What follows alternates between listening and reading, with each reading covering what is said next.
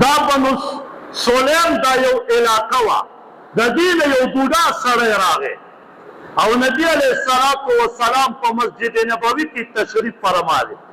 دغه بوډا سړی راغی او په دې مجلس کې کېناست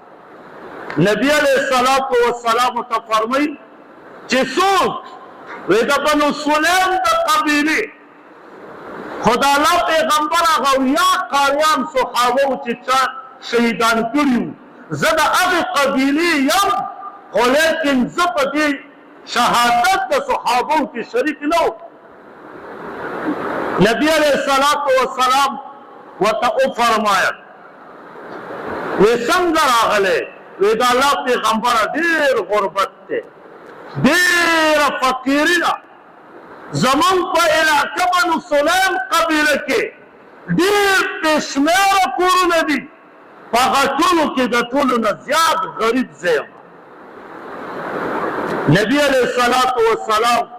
صحابه ورته وفرمایل د ده سره ښېګړه وکړئ عباده رضی الله تعالی عنه وفرمایل د الله پیغمبره دته زما د طرف نه یو اوښ دا ما ورک نبی علیه السلام وفرمایل وی د ده په سر باندې څه کېدی علي رضی الله تعالی عنه پاڅېده او خپل پټکی مبارک د هغه بنو سولیم بوډا سړي په سر باندې کېښوده ولې سرتور سر راغلی و غریب و غریبۍ ځپلی و بیا نبی علیه السلام ورته فرمایي روټۍ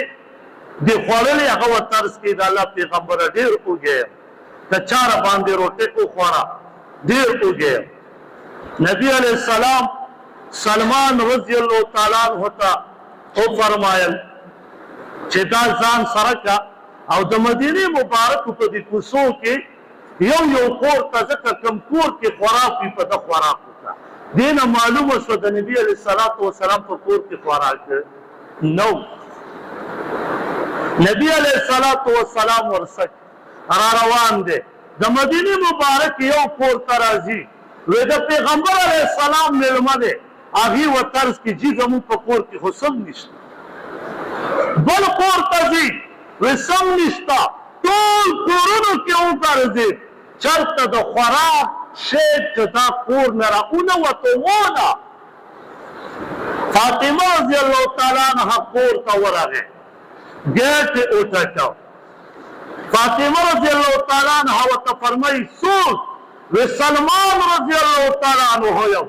نبی علیه السلام میلمه راکړی که کور کې خوراک کې څه وله ورکئ فاطمه رضی الله تعالی عنها ورته فرمایي کور کې خو سم نشته خو سایل او بیا زما بابا جان رالیږلی دی دا به څنګه زما کور نه بغیر د روټۍ نه ځي وی دا څادرې په دننه د کور کې هغه د ځان نه لرې کړه و هغې وله ور واچو او سلمان رضی الله تعالی عنه ته وفرمایل وی شمعون په مدینه مبارکه کې یو دکاندار و دا یهودي و وی دله ورشه او دا څادر پې خرڅ کړه او په هغې باندې څه خوراک شیونه واخله څه سودا واله غنم واله و هغه راوړه او په دې غریب باندې بیا وخوروه سلمان رضی الله تعالی عنه څادر راواخیست او په لاره روان دی وجاړي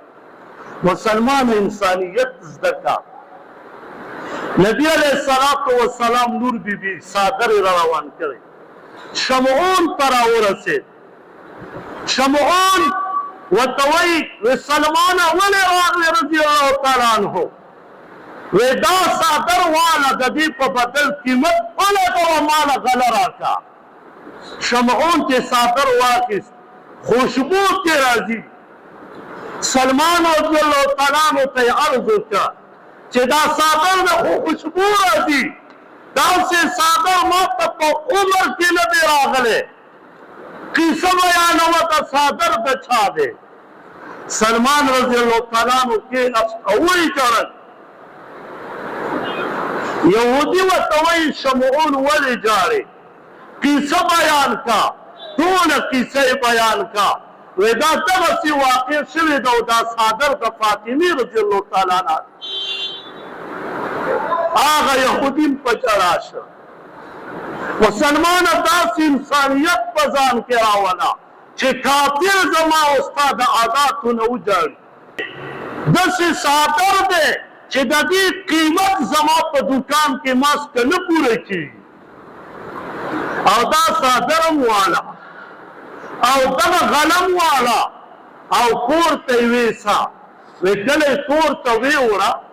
فاطمه رضی الله تعالی عنها ته یې غله واخیسته، څادر یې ویوړه. هغه څادر واپس شه، هغه وړی وغږل. فاطمې رضی الله تعالی عنها ته روټۍ پخې کړې او ورته فرمایي وی ای سلمان رضی الله تعالی عنه دا په دې غریبه مو خوروه او واوره نن دویمه درېیمه ورځ ده زما حسنینو بچو څه مې دي خوړلي، نن به هغې روټۍ سلمان رضی الله تعالی عنه ورته عرض کوي دغه وړه چې کوم زیاتې شو بس دغو نه روټۍ ورکړه. وی نه، وی دا د مسکین وړه دي، دا ما د خپل زوی یو څادر خرڅ کړی دی، دغه وړه زما په بچو نه پیرزو کېږي، دا واپس دې غریب ته ورکړه او ځان ته بې